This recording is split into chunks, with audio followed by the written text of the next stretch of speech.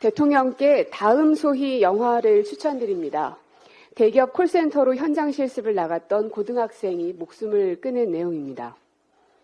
영화 속 소희와 친구들은 졸업을 하기도 전부터 초과 노동에 시달리면서도 온갖 욕설을 듣고 험한 일을 하면서도 제대로 된 임금조차 받지 못하고 있었습니다. 이건 아니지 않냐면서 부모님, 선생님, 회사 상사에게 물었지만 소희가 선택할 수 있는 건 죽음뿐이었습니다. 단순히 콜센터 노동자의 노동 현실을 봐달라는 게 아닙니다. 제도와 정책이 작은 균열이라도 만들어 이런 비정상적인 사회를 깨지 않으면 이러한 죽음을 막을 수 없을 거라는 점을 아셔야 한다는 것입니다. 주 52시간제는 인기를 얻기 위한 정책이 아니었습니다.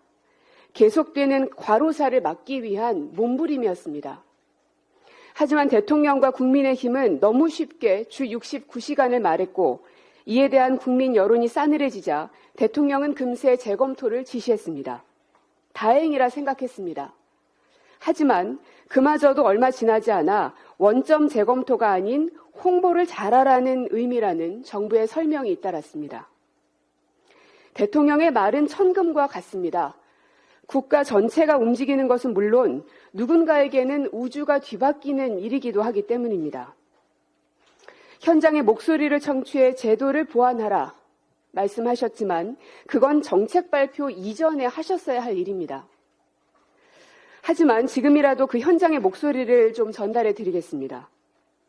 직장 생활을 안 해보니 현실을 알 턱이 있나?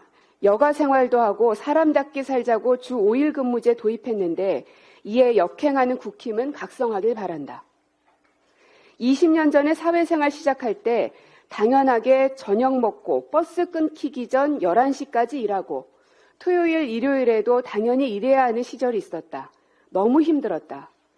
이제는 그런 삶을 다시는 살기 싫고 아이들에게도 물려주기 싫다. 고용된 근로자로서 직장 생활을 해본 적이 없는 사람들이 만든 정책이다. 뿐만 아니라 서울대 게시판에 올라온 한 학생의 글이 기사가 되기도 했습니다. 주 52시간 일했는데 생활고에 시달리는 사람들에게 내놓는 해결책이 그럼 넌 더 일해 뿐인가? 사회의 분배 체계에 문제가 있는지, 복지 사각지대에 놓인 취약계층이 있는지, 회사가 월급을 제대로 계산해 주는지 먼저 짚어야 하는 거 아닌가?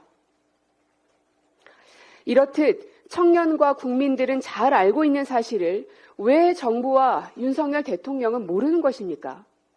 이것도 전 정부를 의식한 탓입니까? 외신에선 과로사를 번역하지 않고 KWAROSA 이렇게 한국어 발음 그대로 적고 있습니다. 더 이상 우리나라를 부끄러운 나라로 만들지 말아주십시오. 과로사 조장법인 주 69시간 노동은 보완이 아닌 폐기가 정답입니다. 오히려 52시간제보다 더 나아간 과로사회를 종식시킬 수 있는 근무제 논의가 시급합니다. 네.